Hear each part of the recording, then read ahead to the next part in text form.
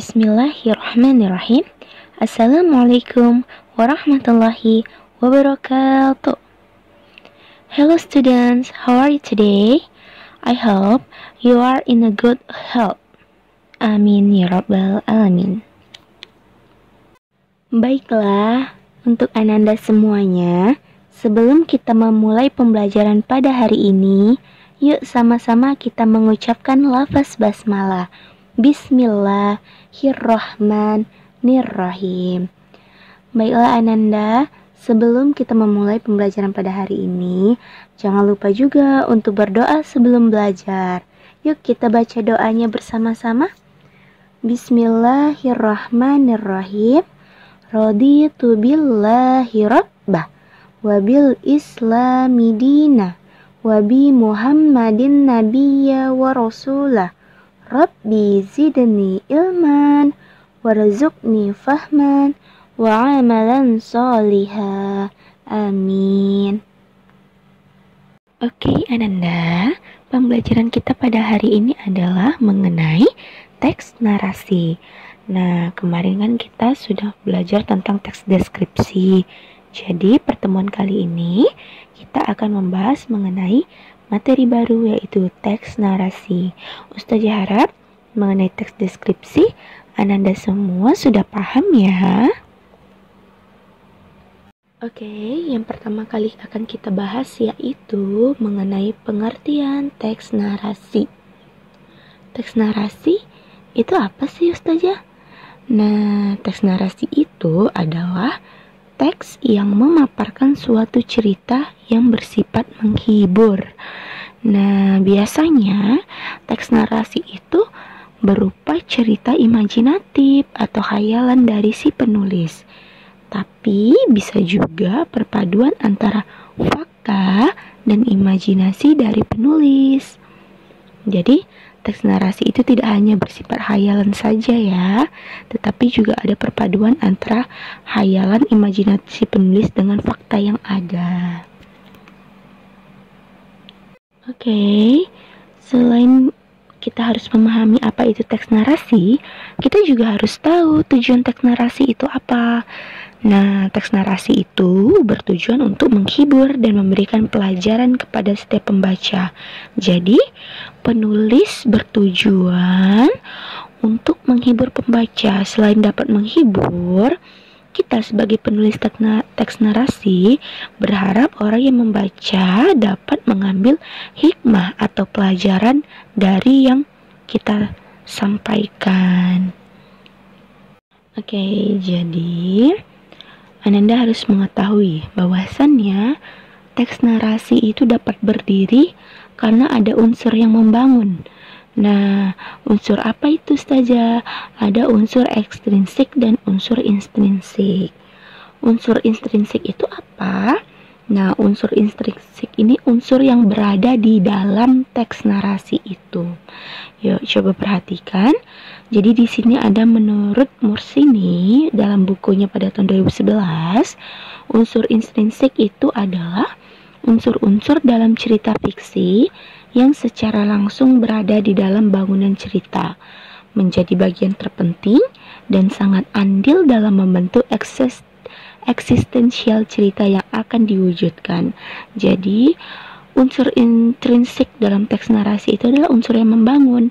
Nah, unsur ini nantinya akan membuat cerita yang kita buat ini menjadi cerita yang sangat bagus, sangat berseni, dan sangat menarik.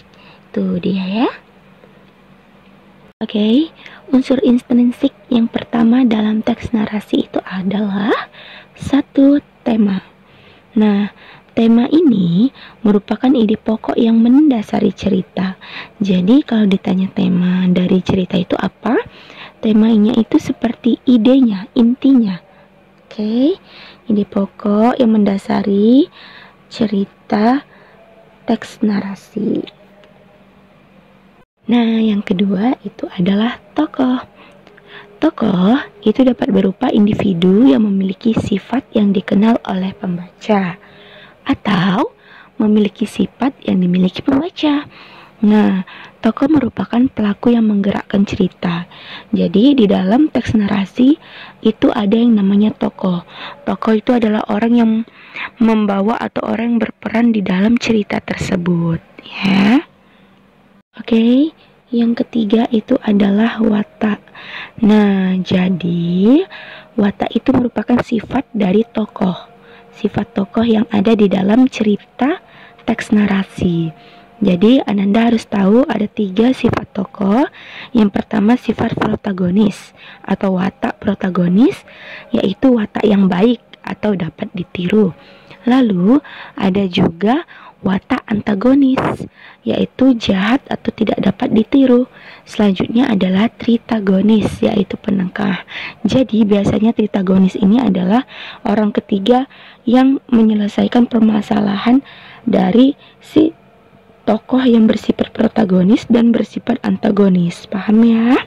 Protagonis itu baik, antagonis itu tidak baik, tritagonis itu adalah penengah. Yang keempat adalah alur. Nah, alur itu apa sih? Alur itu merupakan unsur dalam teks narasi, atau alur yaitu rangkaian peristiwa yang memiliki hubungan sebab akibat.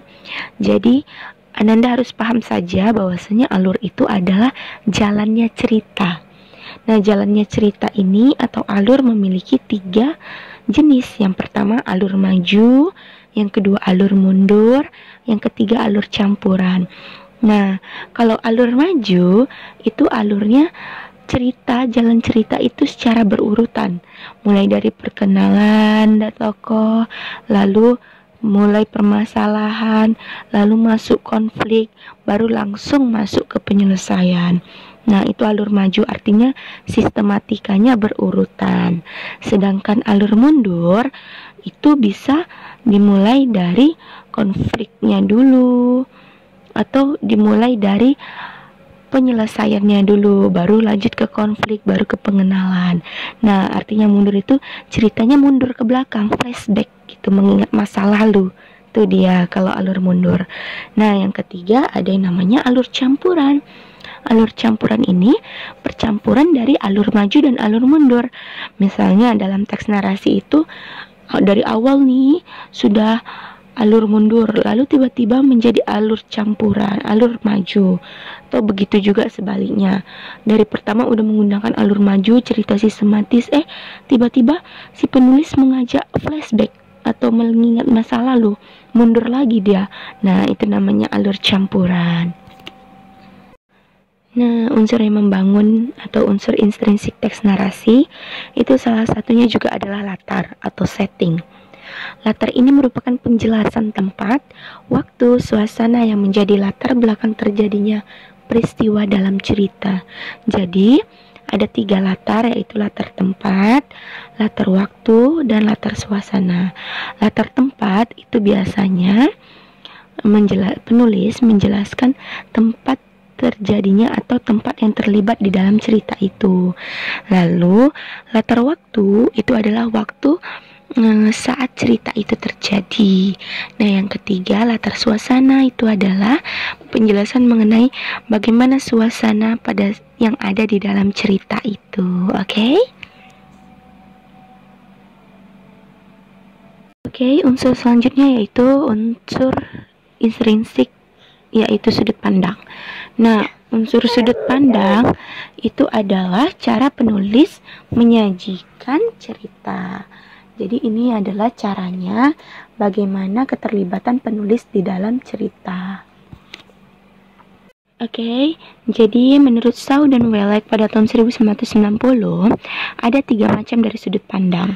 Yang pertama, pengarang terlibat. Pengarang terlibat ini artinya kita sebagai penulis cerita itu terlibat di dalam cerita yang kita tulis.